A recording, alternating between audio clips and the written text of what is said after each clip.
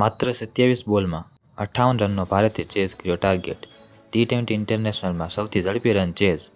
યુએઈને 9 વિકેટે હરાવ્યું। કુલદીપ યાદવે 4 વિકેટ ઝડપી।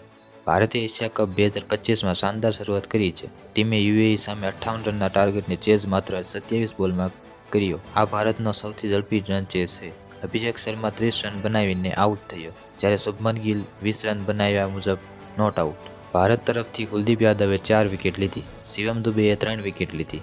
ભારતીય ટીમ તરફથી અભિષેક શર્માએ 30 રન બનાવીને આઉટ થયો। ભારતે એશિયા કપ 2025માં શાનદાર શરૂઆત કરી છે। ટીમે યુએઈ સામે 58 રનના ટાર્ગેટને ચેઝ માત્ર 27 બોલમાં કર્યો।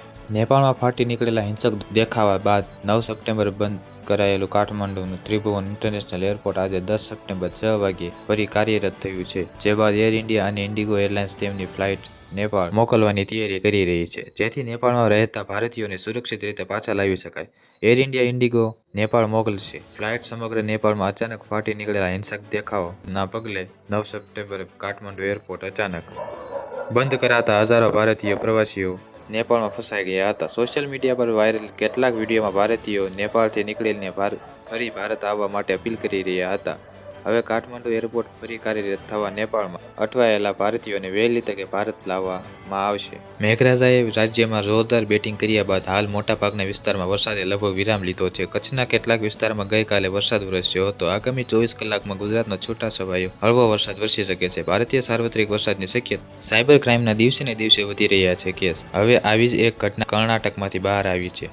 એક ભૂતપૂર્વ ધારાસભ્યની ડિજિટલ ધરપકડ કરવામાં આવી હતી અને બદમાશો દ્વારા 30 લાખ રૂપિયાની છેતરપિંડી કરવામાં આવી હતી। કાઠમંડુમાં ત્રીજા દિવસે કર્ફ્યુ। સુશીલા કાર્કી વચગાળાના વડાપ્રધાન બનશે। સરકાર બનાવવા માટે સેના અને જેનજી વચ્ચે ફરી વાતચીત શરૂ। અત્યાર સુધીમાં 30 લોકોનું મોત, 1000થી વધુ ઘાયલ। નેપાળના કાઠમંડુમાં થયેલી હિંસા બાદ ગુરુવારે પરિસ્થિતિ કંટ્રોલમાં આવી છે। તેમ છતાં સેનાએ સાવચેતીના પગલા તરીકે રાજધાની અને તેના આસપાસના વિસ્તારમાં ત્રીજા દિવસે પણ કર્ફ્યુ ચાલુ રાખ્યું છે।